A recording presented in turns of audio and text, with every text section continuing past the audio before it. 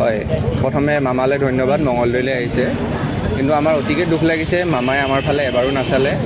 আৰু আমি সঁচাকৈ ডিচএপইণ্ট হৈছোঁ অসমৰ মানুহৰ পৰা যে দুদিনমান আগলৈকে জুবিন দা কৰি কান্দি কাটি অৱস্থা নাই কাৰোৰে। কিন্তু আজি সকলোৱে ইলেকশ্যনৰ ফূৰ্তিত জঁপিয়াই নাচি বাগি পৰিছে, কিন্তু আমাৰ ফূৰ্তি লগা নাই। আৰু মই মামাক এটা কথাই ক'ব বিচাৰোঁ যে কথাৰ মূল্য আছে। কথাত কটা যায়, কথাত বটা পায়। তেখেতে নিজ মুখেদি কৈছে আমাক ভোট নিদিব যদি ন্যায় দিব নোৱাৰোঁ। ইলেকশ্যন আহি পালে, এতিয়ালৈ ন্যায় পোৱা নাই, তো আমি জনতাই ভাবিম ভোট দিম নে নাই। লাগিলে ভোটেই নিদিওঁ, সেইখিনিয়ে ক'ব বিচাৰোঁ।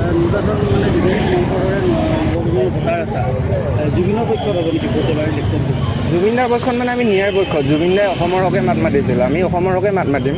অসমৰ নিৰ্বাচন আমি সেইটো এনেকৈ ক'ব নোৱাৰিম।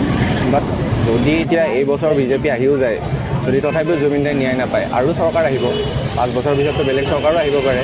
আৰু আমি যুৱ প্ৰজন্ম এতিয়া উঠি আহি আছোঁ, আমি ডিচিশ্যন ল'ম, আমাৰ কথাৰ মূল্য আছে। সেইখিনিয়ে ক'ব বিচাৰোঁ। চিন্তা কৰিম, আমাৰো পাৱাৰ আছে, ছ'চিয়েল মিডিয়া আছে। আমি এতিয়ালৈ আমি শান্তশিষ্টভাৱে এক জেগাত থিয় হৈ আমি জাষ্ট গামোচা লগাইছোঁ, বেনাৰ লগাইছোঁ। কি লিখিছিলে তাতে? জাষ্টিছ ফৰ জুবিন গাৰ্গ, জয় জুবিন দা। 7 মাহ হৈছে জুবিন দা যোৱা, গতিকে ৰাইজেও সেইখিনি চাইছে, দেখিছে, কিন্তু মামাই মন দিয়া নাই।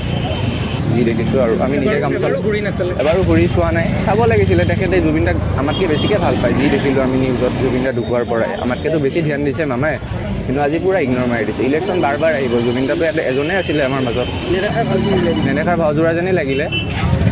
এনেকৈ ক'ব নোৱাৰোঁ, কিন্তু আমি বেয়া লাগিছে আৰু ইলেকশ্যনৰ কাৰণে যে জুবিন দাক গোটেই পাহৰি গৈছে।